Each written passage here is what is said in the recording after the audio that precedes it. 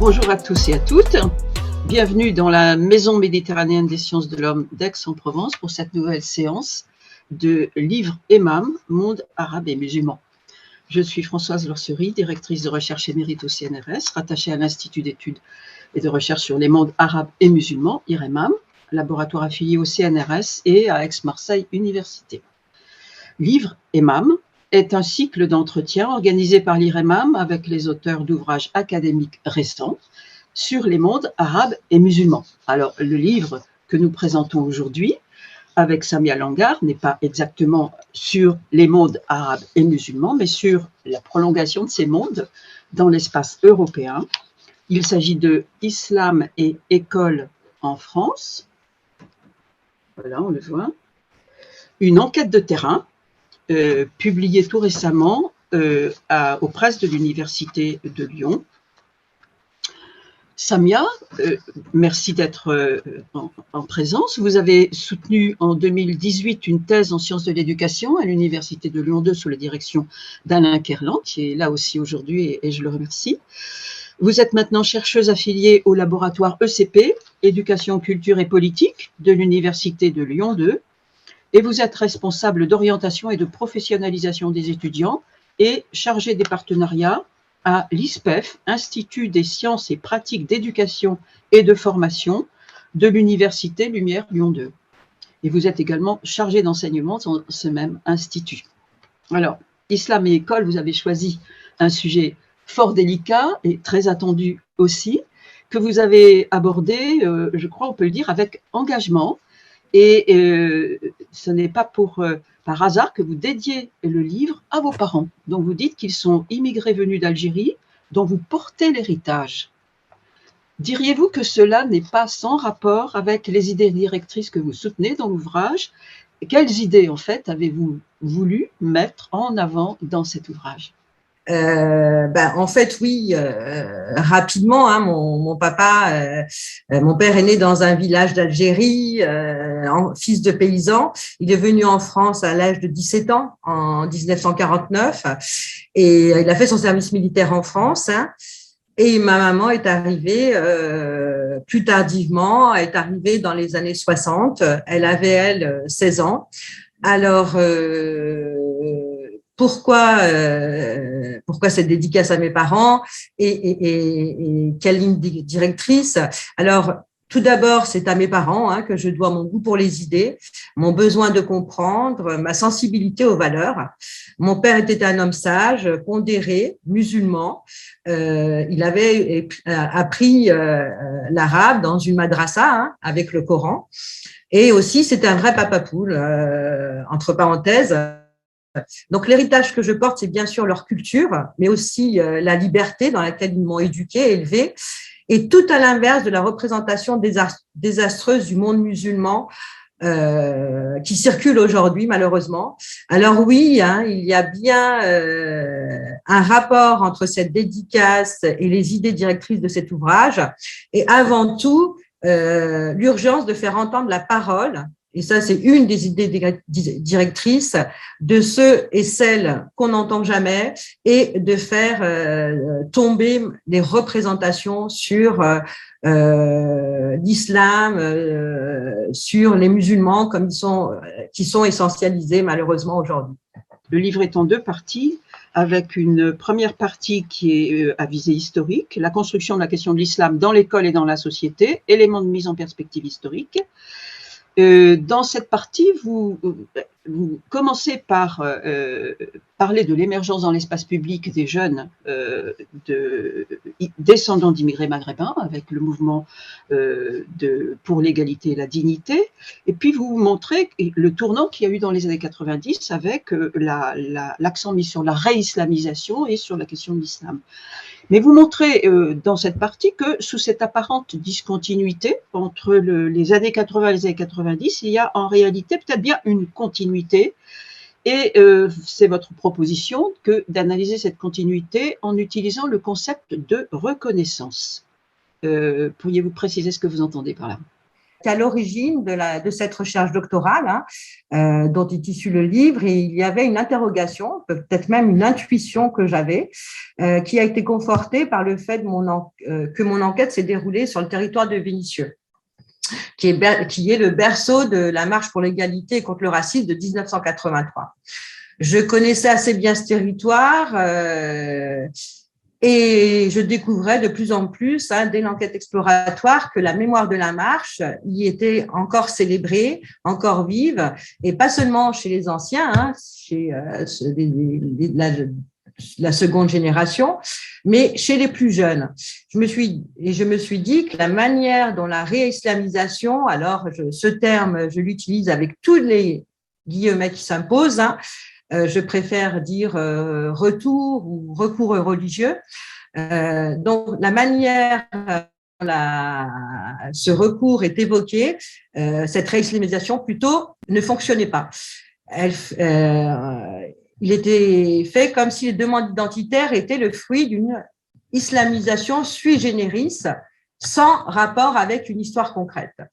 Et j'ai donc voulu inscrire ce tournant des années 80 dans une dynamique historique en posant cette question clairement: comment et pourquoi est-on passé de ce que portait la marche pour l'égalité contre le racisme, il faut le rappeler, une demande d'égalité citoyenne, une demande de citoyenneté à part entière, qui a été portée par la seconde génération, descendant de l'immigration postcoloniale, particulièrement algérienne.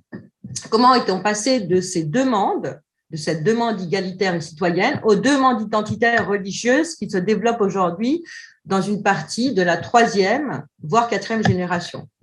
Donc oui, la notion de reconnaissance, celle que j'ai utilisée, la théorie de reconnaissance d'Axel Honneth, mais cette notion de reconnaissance est une notion assez piégée. Et si je parle de reconnaissance, on va dire souvent, alors, vous voulez qu'on cède à toutes les demandes. Mais même intuitivement, on peut se dire que dans toute demande dite identitaire, il y a bien une demande de reconnaissance.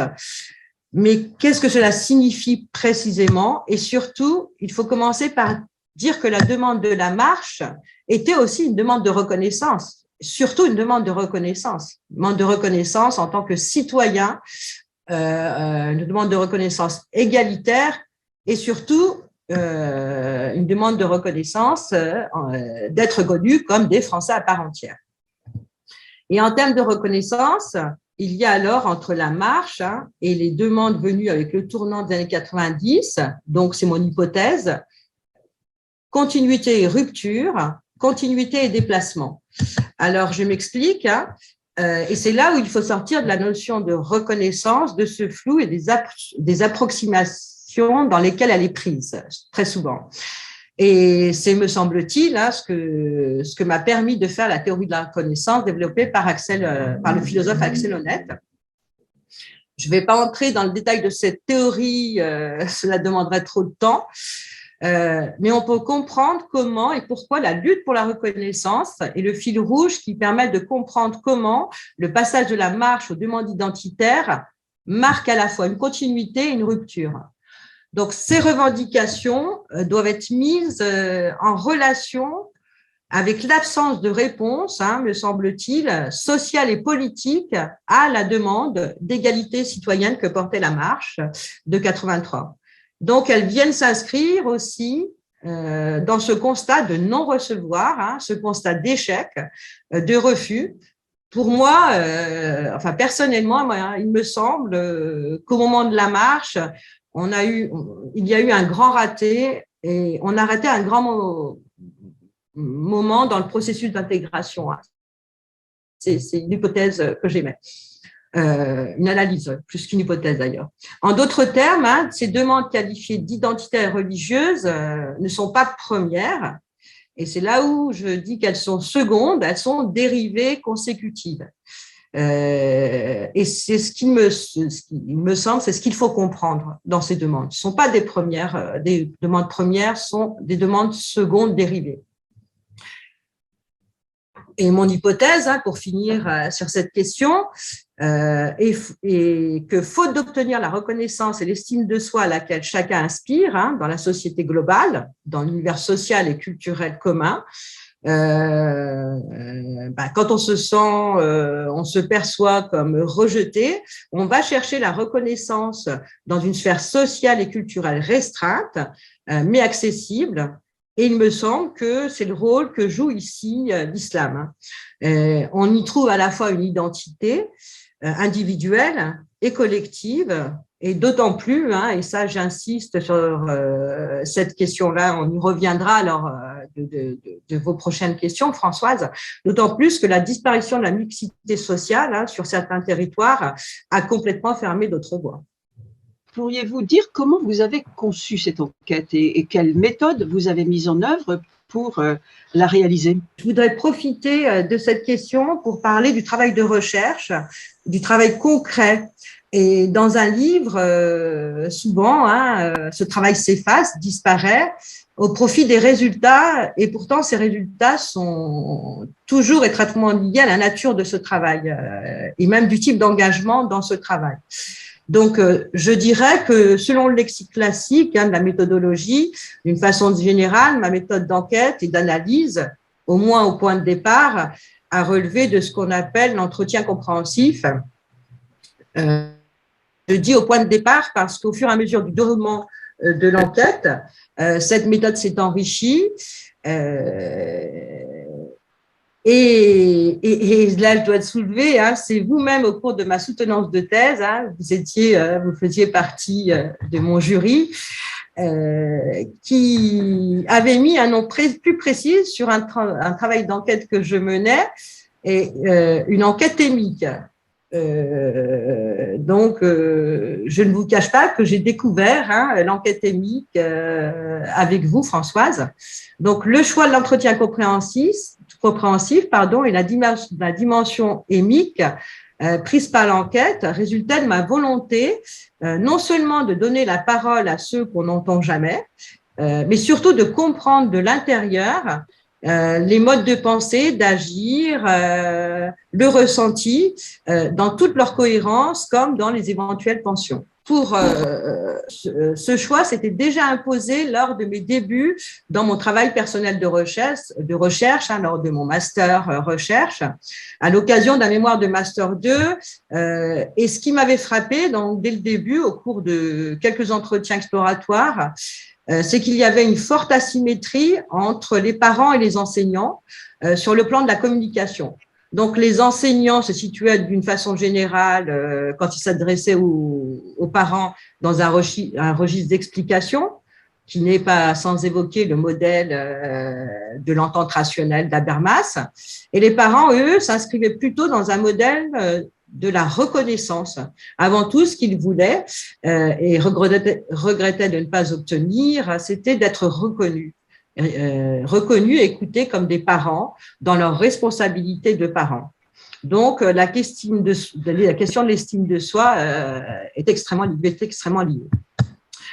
Et là, cette expérience m'a permis de conclure qu'il ne fallait surtout pas que ma posture de chercheuse s'apparente à celle des enseignants, mais qu'elle devait aussi et surtout s'inscrire dans le modèle de la reconnaissance.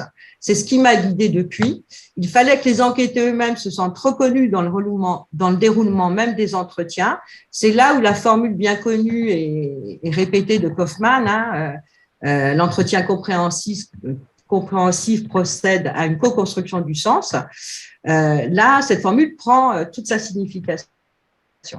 Et l'enquête devient alors une expérience partagée, enfin avec une dimension très ethnographique et un type précis de vie. J'étais dans cette méthodologie-là.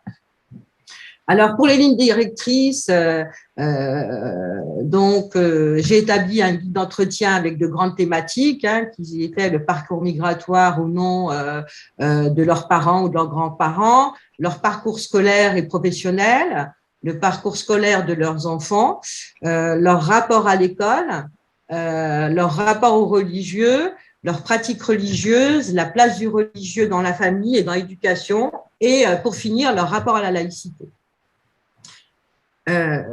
Ensuite, là, oui. Est-ce que vous les connaissiez, c'est les parents que vous avez enquêtés? Comment vous les avez trouvés? Alors,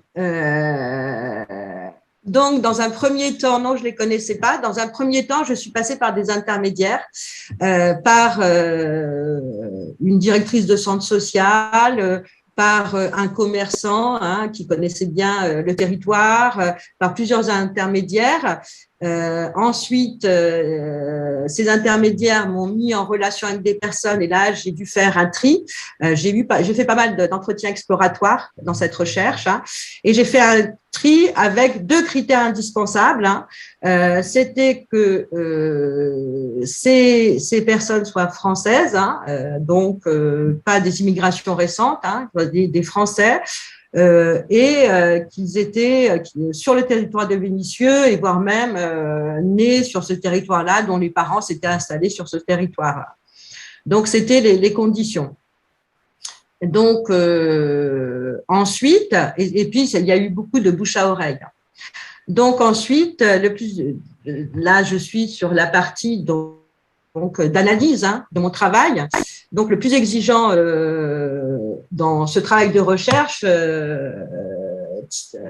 il me semble que pour moi, ça a été dans l'analyse de ce travail. Donc, c'était un va-et-vient permanent entre le discours dans sa globalité, ça c'était important pour moi, et sa dynamique, et dans ses thématiques. Alors, ce que je veux dire, pour être plus clair, c'est qu'il était important pour moi de ne pas casser et classer les propos recueillis en rubriques qui oublient leur dynamique.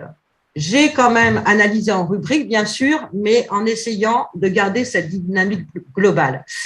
Et ça, c'est une réflexion. Là, Alain Kerlan est présent, donc il comprendra bien. Je trouve, en tous les cas, dans nos formations, qu'on manque vraiment de formation méthodologique à ce niveau-là. C'est-à-dire que d'essayer d'analyser par rubrique, mais en même temps de garder cette dynamique globale, cette analyse globale. Alors, Samia, est-ce que vous pourriez alors présenter quelques-unes des figures qui ressortent de votre enquête? Pas toutes, bien sûr. Quelques exemples de profils, de parcours de ces personnes que vous avez enquêtées. Tout à fait. Alors, ce qui était intéressant, donc je vais vous parler de plusieurs figures. Donc, la première chose, avant de parler de ces figures, là pour le coup, on est au cœur de l'enquête. Et ce qui me semble intéressant, c'est que un des enseignements très forts de cette recherche, c'est qu'on était sur un islam de couple. La première chose, moi, ça a été un enseignement pour moi extrêmement important, un islam de couple, un islam moderne qui sort complètement des représentations qu'on peut avoir dans les relations hommes-femmes dans l'islam. Alors, j'ai eu des figures intéressantes parce que ces figures, donc, je vais parler de Catherine, Salima, Khadija, Salima et Samir, par exemple, un couple. Donc, ces figures sont intéressantes parce qu'elles montrent dans leurs différences la diversité de religieux et de religiosité, et de rapports aux religieux. C'est ce qui était assez intéressant. Quand on parle de l'islam, on se représente une religion très communautaire, voire monolithique. Et avec les exemples, justement, que j'ai pu avoir, on se rend compte rapidement que la pratique de l'islam est très individualisée. Donc, ce que je trouvais extrêmement intéressant par rapport à ces différentes figures, aussi un élément intéressant, c'est que leur rapport, leur construction au religieux, leur rapport au religieux dépendait de leur histoire personnelle. Ça a été quelque chose que j'ai pu identifier chez tous mes, et ça c'était vraiment extrêmement fort. Et donc je vais vous pouvez nous raconter, par exemple, qui est Khadija, qu'est-ce qu'elle fait, voilà. L'islam. Tout à fait. Ben justement, j'allais parler de Khadija. Alors, Khadija est dans un islam, de ce que Nathalie Foucault, dans son ouvrage L'islam, un recours pour les jeunes, appelle un islam de requalification.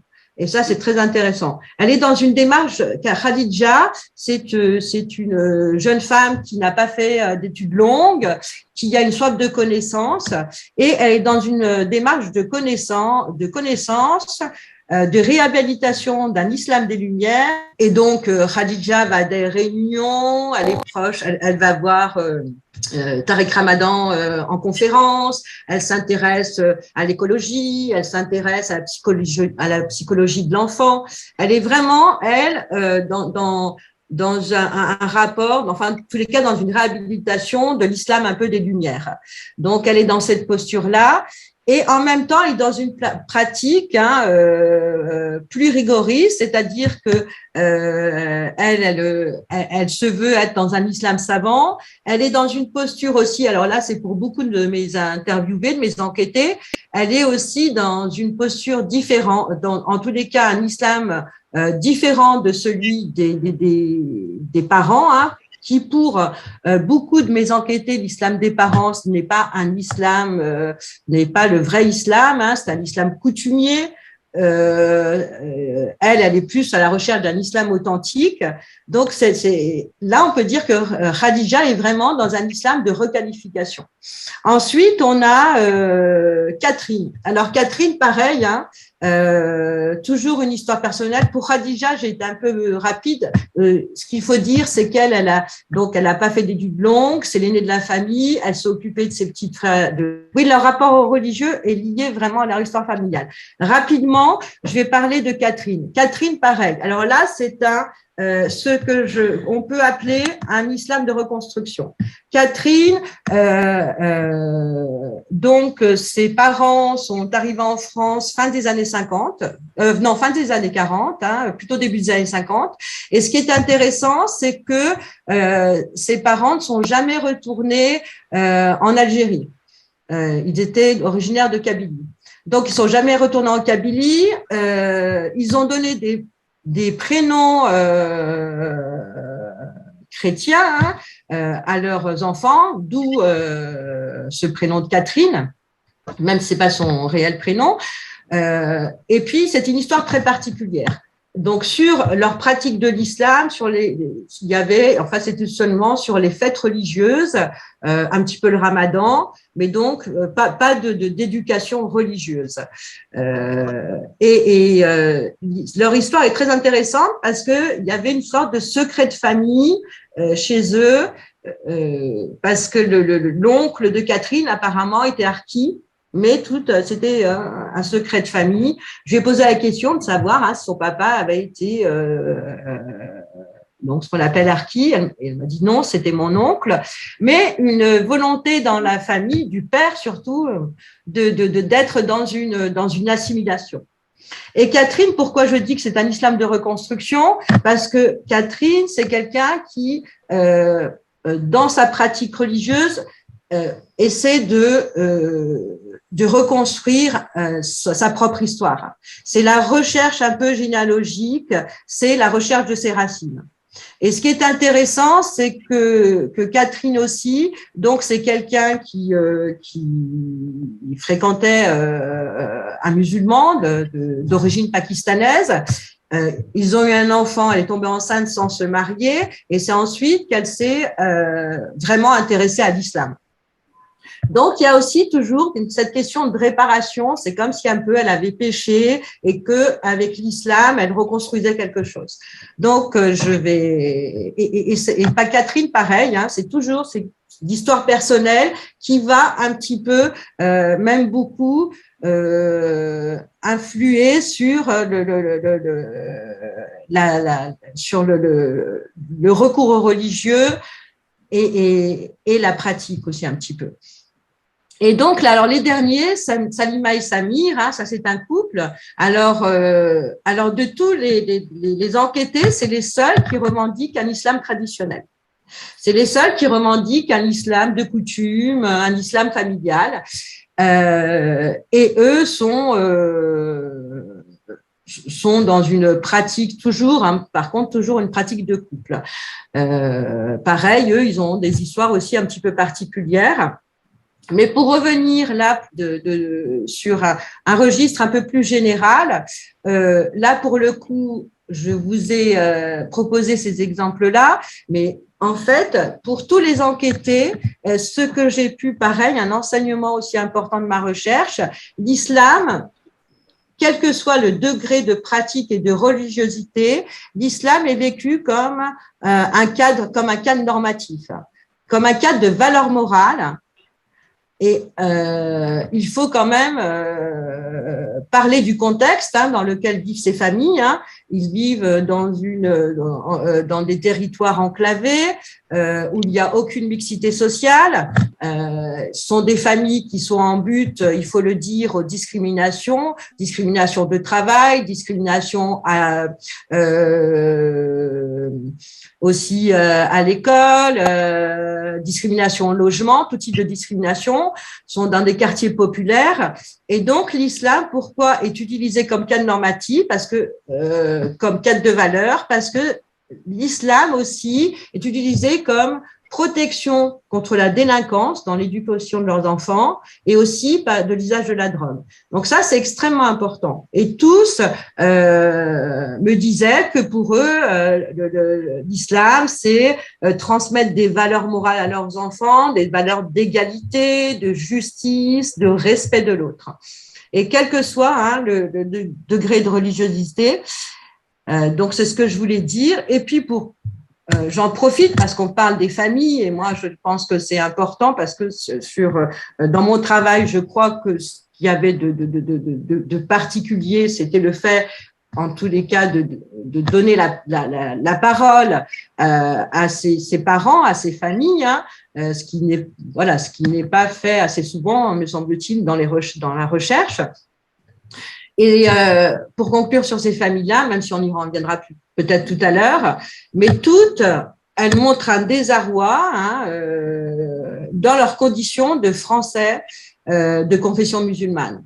Et quel que soit leur degré de pratique, quel que soit aussi leur statut social dans la société.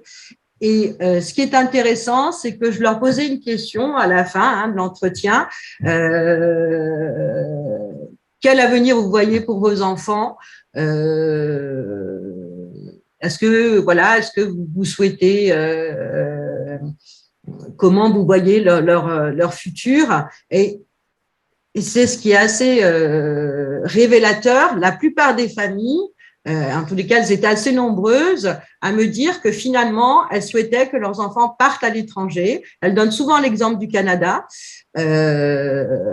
pour justement vivre ou d'Angleterre ou de Grande-Bretagne aussi, pour vivre justement avec plus de droits, plus de chances et surtout vivre un islam un islam qui ne soit pas stigmatisé. Donc et ça, quel que soit leur degré de religiosité. Ça, il me semble important de le dire. Alors, on a envie de dire tout de suite que perçoivent les professionnels de l'école de ces tendances-là, de ces dynamiques-là. Comment est-ce que eux, ils perçoivent l'islam du quartier? Je dois préciser que vous n'avez pas recherché à faire des entretiens avec des parents dont les enfants soient dans le lycée dont vous avez enquêté les professionnels. Les parents que vous avez enquêtés n'ont pas des enfants dans le lycée. Vous avez cherché à généraliser à monter en généralité à partir d'entretiens assez nombreux, plus d'une vingtaine avec des parents des familles. Et par ailleurs, donc vous avez enquêté les professionnels de ce lycée de Vénissieux, mais sans chercher à connecter les uns et les autres, pour qu'il n'y ait pas d'ambiguïté, de polémique éventuellement qui parasite le travail. Alors, ces professionnels, vous en avez interviewé de deux catégories, en tout cas, vous soulignez la différence dans votre livre. D'une part, des cadres, des responsables du lycée, des chefs d'établissement adjoints, et d'autre part, des enseignants CPE. Alors, les cadres, comment est-ce qu'ils perçoivent les parents et l'islam du quartier? Est-ce que, par exemple, ils sont satisfaits de la loi de 2004 qui a interdit le port de signes et tenues manifestant ostensiblement la religion par les élèves? Est-ce qu'il la voit comme un rempart? Est-ce qu'il trouve que ça n'a pas servi à grand-chose? Est-ce qu'il se voit attaqué, assailli par un islam qui les borde de toutes parts, qui est très très présent? Comment est-ce qu'il voit ça? Dans mon ouvrage, j'analyse la réception de l'islam et de leur rapport à la loi de 2004 des cadres enseignants en termes de posture. Dans mon travail, je définis deux postures. Une posture que je qualifie d'ethnologique, qui constate des différences auprès de leurs élèves, qui les analyse et qui porte un regard sur les élèves, un regard de découverte, de compréhension et d'analyse. Et j'identifie une autre posture que je qualifie là de républicaine, qui met en avant la transmission des savoirs et la fonction émancipatrice des savoirs, avec tout ce que cela implique par rapport à la loi de 2004 et le rapport au voile. Et cette posture, bien sûr, dessine, qui est vraiment héritière de la philosophie de l'école républicaine. Pour eux, ils ont une vision. Enfin, cette posture dessine une vision d'une école sanctuarisée.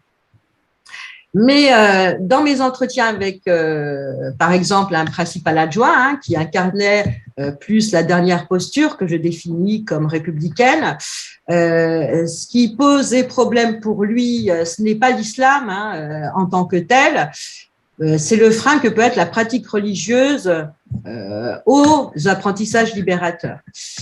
Donc, c'est assez intéressant parce que on peut dire que le rapport à leur mission va se construire sur ces deux prismes. Bien entendu, alors là, il faut absolument que je le précise, sont un peu des idéotypes. Personne n'est figé sur une posture, ce serait caricatural. Mais il y a des passages d'une à l'autre, posture républicaine, une posture plus technologique avec un regard sur les familles, une compréhension des situations. Il y a donc des passages plus ou moins importants selon les personnes. Mais en ce qui concerne leur rapport à la loi, donc elle sera un rempart, comme le présentent les médias et le ministère. Non, eux, ils sont beaucoup plus nuancés. Aucun ne le dit, aucun ne dit qu'il faut supprimer cette loi non plus, mais ils disent tous que cela a apaisé les choses, régulé donc la question du port du foulard et leur a simplifié la vie. Mais aussi, ils sont les premiers à dire que, d'une certaine manière, après la loi, en dehors de l'école, les voiles n'ont cessé de se multiplier. Mais moi, ce qui me semble le plus important sur la posture de ces chefs d'enseignants, c'est que ce qu'il faut souligner, c'est qu'ils ont tous une vision sociale du territoire. Ça, c'est extrêmement important. La problématique pour eux, clairement, c'est pas l'islam. Ça devient une problématique quand c'est un frein aux enseignements seulement. Mais la problématique, c'est l'absence de mixité sociale et pour eux, c'est l'enclavement territorial. Absence de mixité sociale, enclavement territorial, les problèmes sociaux aussi, les difficultés sociales des élèves et des familles qui connaissent bien. Ces enseignants, ces chefs d'établissement ont vraiment une connaissance, prennent en compte en tous les cas les caractéristiques du territoire dans leur travail, dans leur fonction de responsable. Et tous, quand on leur parle de laïcité ou bien d'islam, eux, c'est vraiment pour eux sont des problématiques secondaires. Les problématiques sont vraiment l'absence de mixité sociale et l'enclavement territorial. Est-ce que c'est différent alors pour les professeurs eux-mêmes, pour les enseignants? Alors, oui, il y a un petit peu de différence. Leur fonction peut expliquer cette différence parce que sur la question de la laïcité, par exemple, alors les enseignants me disaient clairement, enfin en tous les cas sur la question de la charte de la laïcité, qu'ils l'avaient même pas lu et que c'était pour eux un accessoire. Mais ce qu'on peut dire, c'est que les enseignants sont plus, eux, dans une sorte de tension car la classe est un collectif. Un collectif, cela suppose que l'on partage une culture, des valeurs, et les enseignants sont tous les jours en relation avec les élèves. C'est eux qui connaissent le mieux les élèves et donc qui sont confrontés aux différences culturelles, mais aussi générationnelles. Par fonction, l'enseignant ne peut pas être l'observateur de sa classe. Donc, par rapport à la posture ethnologique, on la trouve beaucoup moins chez les enseignants, forcément. Et chez les enseignants, donc,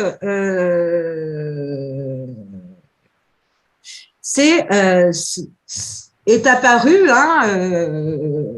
ce clivage, le clivage eux et nous, qui n'apparaissait pas dans le discours des responsables d'établissement. Et ce clivage n'a pas été le cas de tous les enseignants. Je ne sais pas si c'est une valeur, en tous les cas, je peux que le relever, mais l'analyse n'est pas possible. Mais c'était surtout ce clivage eux et nous, venait de la part d'enseignantes. Dans un lycée, donc, il y avait 3 enseignantes et 2 enseignants et un CPE. Et donc, la posture de ces enseignantes-là, elles étaient sur un clivage, mais il faut vraiment préciser que c'est pas un eux et un nous de fracture. C'est un clivage, ce n'est pas un eux et nous de rejet, mais plutôt l'expression d'une forme de désarroi et d'incompréhension de la part de ces enseignantes, d'incompréhension et elle faisait état de différences culturelles entre les élèves et elles, de différences de représentation assez marquées aussi. Elles font part de ce clivage, mais l'expliquent par l'absence de mixité sociale, par l'enclavement territorial, la loi du groupe. Et puis, je pense aussi qu'il y a la question aussi, il me semble, la question féministe, qu'on peut penser en arrière-plan, la question du port du foulard, la question aussi la question féministe, de considérer l'islam du point de vue féministe pour certaines comme une religion inégalitaire et rétrograde. Il y a peut-être tout cela derrière, mais elles en font part et elles en sont elles-mêmes désolées. C'est quelque chose. Elles constatent des différences culturelles, des différences de représentation entre elles et les élèves. Alors, de la part des enseignants masculins, j'ai pas du tout eu ce clivage, au contraire. Par exemple, sur le CPE, lui, au contraire, il me disait que quand il était en relation avec des mamans voilées, il partageait parfois plus il avait plus de valeurs communes que parfois avec des personnes qui n'étaient pas musulmanes. Et donc, il n'y avait pas du tout ce clivage. Et puis, c'est aussi une autre posture que j'ai pu constater chez les membres, enfin les hommes, pour le dire clairement. Certains avaient, dont un enseignant de PS, ils ont plutôt une vision victimaire de leurs élèves, des filles, particulièrement des filles. Et lui, je vais donner l'exemple, dans sa pédagogie, il avait une mission émancipatrice. Il a créé une équipe de rugby féminin, et donc il est ce qui est intéressant, c'est que ça casse les représentations habituelles qu'on peut avoir des jeunes filles voilées, parce que beaucoup de ces élèves sont voilés, même si elles enlèvent le voile en tous les cas quand elles entrent dans l'école. Et en fait, il était dans une posture égalitaire, posture émancipatrice aussi, et une posture de lutte pour l'égalité des genres. Et c'était pas le seul, mais en même temps, avec une vision assez victimaire des élèves, mais dans une mission, en tous les cas, de émancipatrice, libératrice. Donc, c'est ce que j'ai pu constater chez les enseignants. Ouais. Il avait du succès avec son équipe de rugby, il y avait des filles qui jouaient dedans. des Oui, filles. oui, mais c'est une équipe de rugby seulement de filles. Et qui ont, qui partaient, qui jouaient avec d'autres équipes dans d'autres villes, donc l'équipe nationale, enfin l'équipe de Vénissieux, quoi. Il avait créé ça. Donc, et ça, c'était, oui, c'était une expérience assez intéressante et loin des représentations habituelles. Ouais, mais, ouais. Mais en même temps, ce qui était intéressant, c'est quand ils analysent le port du voile, par exemple, quand elles sont dans le bus, quand ils m'expliquaient que, en fait, oui, au fur et à mesure, finalement, plus on s'éloigne de Vénissieux, elles enlèvent le voile, elles se maquillent. Donc, c'est une vision quand même, en tous les cas, une volonté de libérer ces jeunes filles, mais quand même avec un rapport négatif au port du voile, clairement. Et puis avec aussi des représentations, pas toujours fausses d'ailleurs, hein, de la domination des pères et des frères. Mais aussi une certaine conception alors de la certaine fluidité ou composition identitaire de ces filles-là, puisqu'à la fois elles jouent au rugby, ce qui est quand même pas très banal pour des femmes soumises. Oui, tout à fait. Sonia, comme je vois que l'heure tourne, je vais vous proposer une dernière question de synthèse, peut-être avant d'ouvrir l'échange avec la salle. Finalement, donc, vous avez commencé avec ce concept de reconnaissance que vous empruntez à Axel Honneth et la théorie de la reconnaissance ainsi conçue, c'est-à-dire qui est complexe, hein, la théorie de Honneth, qui à la fois fait la part du droit avec le besoin, la construction de l'individu comme égal aux autres sur la base du droit, mais aussi en prenant en compte la situation sociale et le besoin de l'individu de voir reconnaître son mérite social, dit Honneth. Pour vous, cette conception a un grand intérêt pour comprendre la laïcité et pour comprendre l'intégration. Alors, est-ce que pour boucler votre enquête, vous pourriez peut-être revenir sur ces deux concepts, laïcité et intégration, et peut-être dire ce qu'il gagne à être lu à travers, via la proposition sur la reconnaissance de Honneth. Pour Axel Honneth, la reconnaissance agit dans 3 sphères. Dans la sphère intime, les relations primaires, hein, l'amour et l'amitié. Donc, cette sphère apporte la confiance en soi. Il y a la sphère juridique, hein, que vous avez précisé aussi, et politique, les relations juridiques, l'égalité, hein, le respect de soi, qui apporte le respect de soi. Et la sphère la plus importante, en tous les cas, par rapport à la question que je traite, c'est la sphère de la collectivité, hein, de la solidarité, la sphère sociale, qui, elle, qui apporte l'estime sociale, le côté positif de cette sphère, et qui développe l'estime de soi. Donc, sur donc, c'est la théorie de la reconnaissance, mais très réduite, hein, d'Axel Honneth. En tous les cas, c'est 3 sphères, hein, pour qu'il y ait reconnaissance, il faut que ces 3 sphères agissent. Alors, donc, sur la question de l'intégration, qu'est-ce qu'on pourrait dire sur la question pour la reconnaissance? Moi, il me semble qu'il n'y a pas d'intégration véritable, il ne peut pas avoir d'intégration véritable quand il n'y a pas une reconnaissance. Et surtout, ce qui est important dans la théorie de la reconnaissance, c'est le principe de réciprocité. C'est-à-dire, s'il n'y a pas réciprocité, il n'y a pas reconnaissance. Et que l'intégration, une véritable intégration ne peut être avérée que quand il y a une reconnaissance réciproque. Parce que l'assimilation qu'on en tous les cas que malheureusement on promeut de plus en plus, hein, là on arrive en campagne électorale, hein, l'assimilation c'est une reconnaissance unilatérale et pas réciproque. Donc il me semble que la reconnaissance, justement, peut être, et est, hein, me semble-t-il, on devrait penser l'intégration avec la reconnaissance. Alors, pour la question de Oui. J'allais dire, c'est ce qui correspond le mieux à ce que vous avez perçu du vécu de ces parents et de ces familles que Complètement. vous avez analysées. Ça n'est pas contradictoire non plus avec ce que perçoivent les professionnels de l'école. Non, c'est ce que j'ai perçu.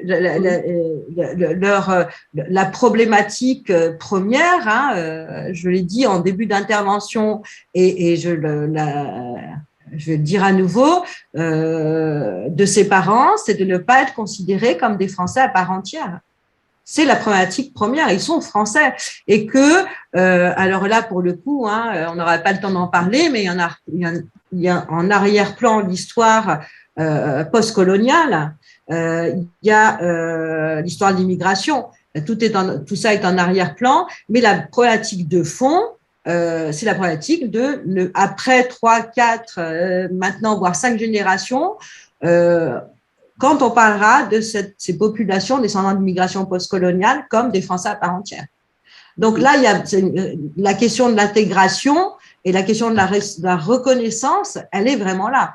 Et cette question de la reconnaissance, c'est aussi, là pour le coup, en fait, c'est de construire un avenir commun et une histoire commune. Mais le commun, ce n'est pas le semblable. Et aujourd'hui, on fait du commun, enfin en tous les cas, on va faire du commun avec du semblable. C'est pour ça que je parle d'assimilation. Et sur la question de la laïcité, en fait, la pratique de la laïcité, elle devrait, en tous les cas, hein, la loi 1905, hein, dans sa philosophie, la laïcité est une reconnaissance réciproque. Elle devrait l'être, en tous les cas. Merci Samia Langar. Oui. Je crois que on peut maintenant, on a 5 minutes, c'est pas négligeable, pour ouvrir le débat avec les participants dans la salle. Je vais peut-être prendre la parole, Alain Kerlan. Bonjour, Monsieur Kerlan. C'est pas vraiment une question, c'est une suggestion un peu humoristique. Je me disais en entendant à nouveau, puisque évidemment je le connais quand même pas mal, cette épopée de l'équipe féminine de rugby de Vénissieux, il faudrait absolument trouver un cinéaste qui filmerait cette épopée-là sur une année. Je suis sûr qu'il se termine en 2023 sur les marches là-bas à Cannes. Voilà. À Cannes, ah ouais. Oui, tu as tout à fait raison. Oui. Et là, pour le coup, je vais rebondir. Et en fait, c'est tout ce travail, finalement, le travail de cette thèse, ces entretiens, particulièrement avec les parents, ça a été justement un travail de déconstruction des représentations. Parce que je l'ai peut-être pas dit assez, mais la pratique religieuse de ces parents, c'est une pratique individualiste, comme toutes les pratiques aujourd'hui, hein, dans notre société néolibérale. Ça, c'est extrêmement important de l'avoir en tête. Et les parents, ces parents-là sont des parents comme les autres. Hein. Ils veulent la réussite de leurs enfants, comme tous les autres parents. Pour ces familles-là, issues de milieux populaires, il faut bien l'entendre. Hein, je parle de familles issues de milieux populaires, en tout cas qui vivent dans des quartiers populaires. Il y a toujours l'ascenseur social ne passe toujours par l'école. Ils ont encore une grande confiance envers l'école. Il y a une question qu'on n'a pas abordée, mais moi qui me paraît importante. Ces familles-là sont extrêmement vigilantes sur la question de l'orientation parce qu'elles ont subi aussi, c'est une question très forte, la question de l'orientation, que je n'ai pas eu le temps de développer. Donc, voilà, c'est tout ce travail de recherche, en tout cas les entretiens avec les parents, ont contribué, je pense, à casser des représentations. Je vois que Julien met sa caméra. Tu veux intervenir, Julien? Oui, je veux bien intervenir. Julien Garrigue, notre collègue de l'INSPE d'Aix-en-Provence. C'est peut-être pas une question, mais je voulais faire une remarque parce que j'ai soutenu l'année dernière une thèse en sciences de l'éducation où il y a pas mal de choses en fait qui résonnent par rapport à votre travail. D'abord, de manière tout à fait anecdotique, en fait, dans un des collèges REP+, dans lequel j'étais, il y avait aussi une équipe féminine de rugby, en fait. Décidément. Voilà, donc c'est une pratique qu'il faudrait peut-être identifier de manière plus large, en fait.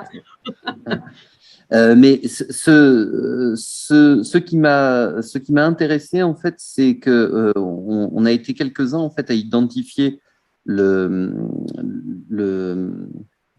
les parcours vers la délinquance et vers les trafics en particulier comme étant des formes de reconstruction d'un certain nombre d'individus exclus de l'école.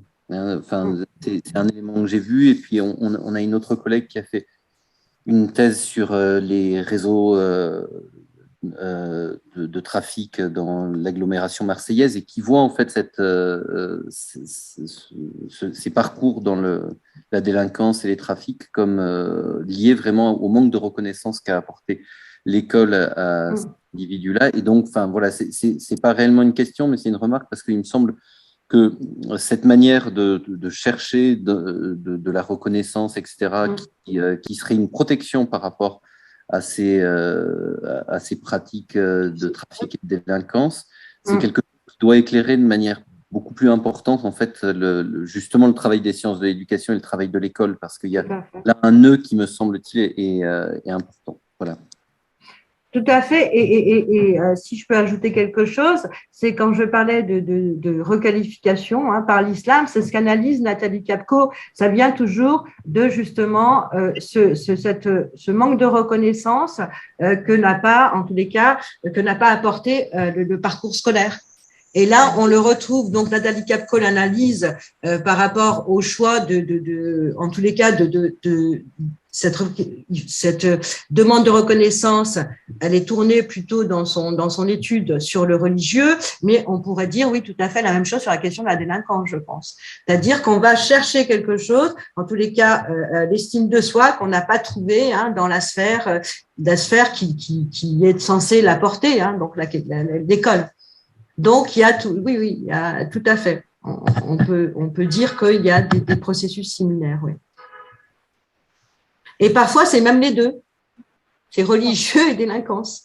Vanille qui ne peut pas parler parce qu'elle est dans une bibliothèque. Vanille est une jeune collègue qui termine sa thèse sur la laïcité, justement, et qui nous dit merci.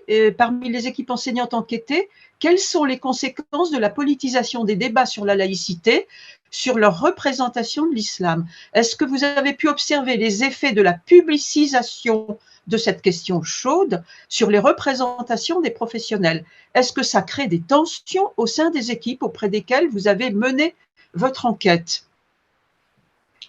Alors, ce serait difficile de répondre à cette question parce que j'ai abordé la question de la laïcité plutôt du point de vue, de leur point de vue, puis du point de vue de comment ils pensaient que la laïcité était vécue par leurs élèves. Mais ce qu'on peut, en tous les cas, ce que j'ai pu en déduire, c'est que les enseignants n'avaient pas tous le même point de vue, surtout sur ce territoire-là, qu'il y avait des enseignants qui avaient, de toute façon, qui avaient une vision, en particulier une enseignante de philosophie, qui, elle, de par son éducation et de par son approche aussi, comprenait tout à fait la question du croire, des croyances religieuses, mais c'est pas quelque chose que j'ai trouvé. Les tensions, en tous les cas, sur la question de la laïcité n'étaient pas très fortes. C'était plutôt quelque chose, en tous les cas, chez les enseignants. Et c'est la différence avec les chefs d'établissement. Les chefs d'établissement, ils représentent une institution, ils ont une mission réglementaire. Les enseignants, pour eux, la question de la laïcité, la question de ces questions-là, elles étaient quand même assez secondaires. Ils étaient quand même assez éloignés des débats depuis les premières affaires du foulard, ils étaient quand même assez éloignés de ces débats. C'est plus, je vous dis, c'est plus la question aussi. Cette question pose problème quand elle devient un frein à la transmission des savoirs. C'était plutôt ce que j'ai pu en retenir, en observer. Et puis, mais en même temps, les problématiques, elles se réglaient rapidement parce que les enseignants disaient, voilà, ils connaissent pas bien l'islam, en fait, ils n'ont pas beaucoup d'arguments, donc les débats sont vite clos. Mais à l'époque où j'ai fait l'enquête, voilà, je trouve que les enseignants n'étaient pas trop c'était presque même certains indifférents au débat. Mais en même temps, c'était avant l'assassinat de Samuel Paty. Merci Samia. Cet épisode de Livre Imam est désormais terminé. Je vous rappelle donc le livre de Samia Langar, Islam et école en France, une enquête de terrain, paru en 2021 aux Presses universitaires de Lyon. Vous pourrez revoir ce webinaire sur la chaîne YouTube de Lire Imam et le réécouter sur podcast, sur Encore, Spotify, Apple Podcasts, Google Podcasts et bientôt d'autres plateformes. Merci Thomas de toute cette dynamique technologique. La prochaine séance de Livre Imam aura lieu le 7 décembre, bientôt à 13h30. Nous recevrons Cécile Boex pour évoquer son ouvrage « Syrie, une nouvelle ère des images ». Merci encore Samia pour cet entretien. Merci à vous tous ici qui avez participé à l'entretien et écouté et proposé éventuellement des questions. Et bientôt donc à vous revoir le 7 décembre.